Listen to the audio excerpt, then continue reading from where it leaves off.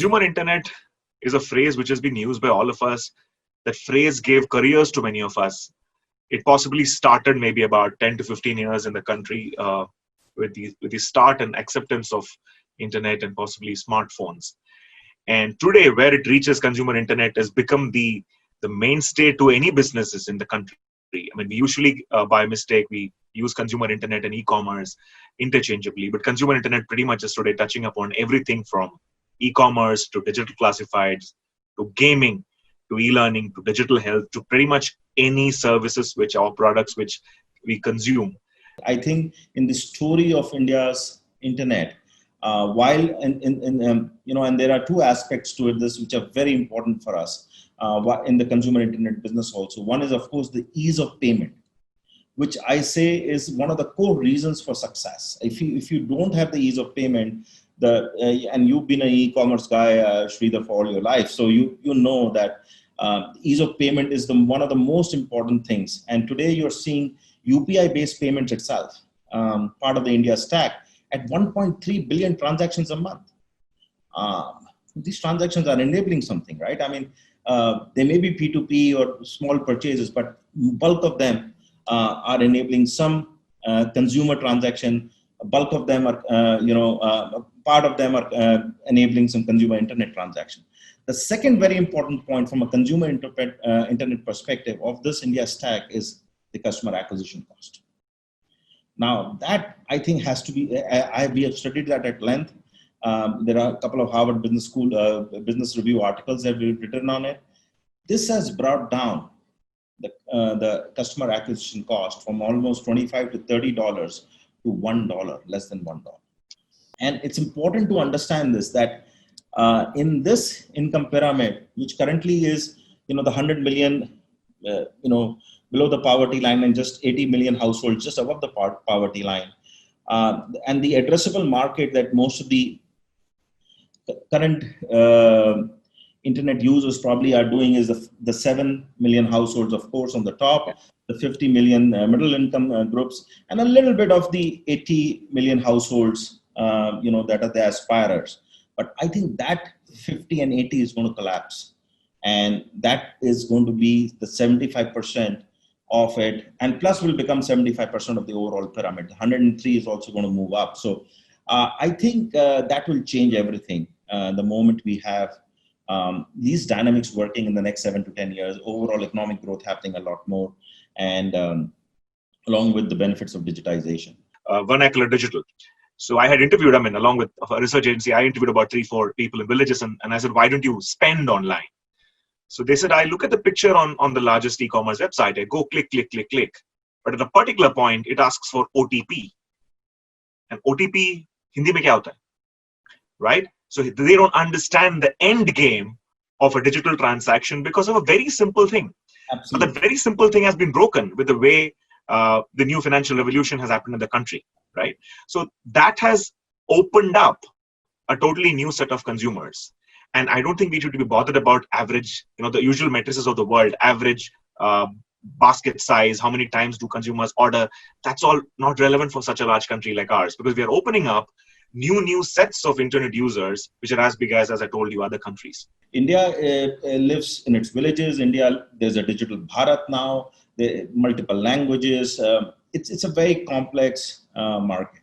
I actually want to draw upon a little bit of my other experience running the technology group at the BJP, where we were building the 2014 campaign. And I don't come from a political background. I'm a technocrat, right?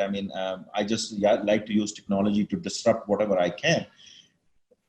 It's also a consumer internet study, because we had to go to the villages to understand how people consume information. How do they communicate? And the lessons were amazing. It applies to the consumer internet today. And I think if you take the lens of the Western world and apply it to India, you will end up not succeeding. India, as you rightly said, has different clusters. We have different empathy, and the buying patterns in India are very, very different. Yesterday, we got the new education policy coming out, and education and healthcare are two things which are in a way unaffected by whatever economic turmoil, ups and downs. So what's your take on the next wave of the consumer internet revolution in these two sectors? I mean, specifically healthcare and education. What are your views on that? See, these are going to be huge green shoot areas. I mean, we've seen some unicorns already definitely in the ed tech space, but I think this is just a start. I think I remember an ad of a brand which was a couple of years ahead of its time, I guess, from an advertising perspective, when there was, you could do classes on a mobile phone. And I think that era is now really, we are going to live that era soon. I mean, with the news, limitless education, new education policy also allows you to have a lot of flexibility in what courses you take. You can combine, mix and match, store it in a digital locker, by the way, your credits, and then apply it towards a degree. So it's a very new concept. I think if you combine, and Sridhar, I'm going to make a very, very important point here. All this has to be enabled with the right policy, the right agile policy framework. I have another question. This is linked to your experience with BJP and the election campaign, to the platform which has got both of us together, which is Speakin. So what's your take on the business of content in the next 3-4 years? Content is king, Sridhar. Content is going to be king. I mean, it's already is. We used to say that in the early days of the internet. Somewhere we started, we kind of lost track on that. And I think the other opportunity that we are not talking about in consumer internet is for the content industry, the creative economy industry. Again, we are at the tip of the iceberg in that. India does about $10-15 billion of overall creative economy, which includes filmmaking, entertainment, and all of that. I think this can go up to, and we are less than a percentage point of the GDP in the creative economy aspect. It can become 5 or 6 points. And the content industry is going to be big. Content creators need to understand the value of content and see how to leverage it, what platforms to use, what OTT to use, and how to push it correctly. I mean, this is a big industry, and I think we all need to recognize that when a person is creating content, how much of creativity, how much of backend goes into it, and right monetization of this is definitely something that is desired.